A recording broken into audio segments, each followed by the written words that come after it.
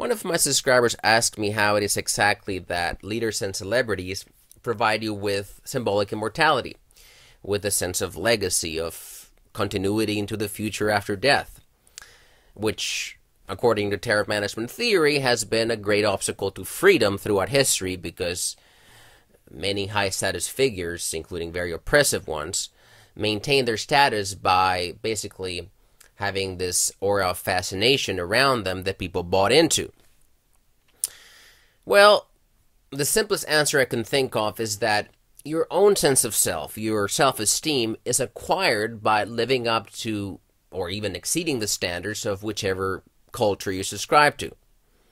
Quite often simply the one that you're born into.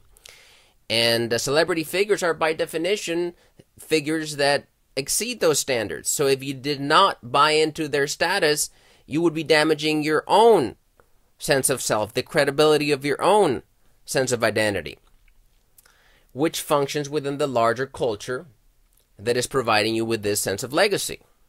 You know, by contributing to progress or your nation or art, science, whatever it is, family, you gain that sense of self.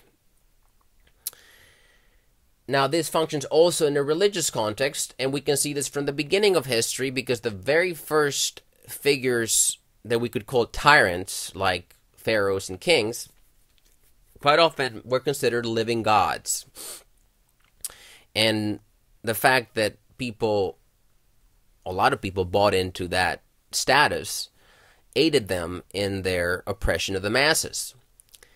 And this, in fact, was a big change from hunter-gatherer society that did not have such sharp levels of hierarchy, did not have kings and pharaohs of such authority as came later.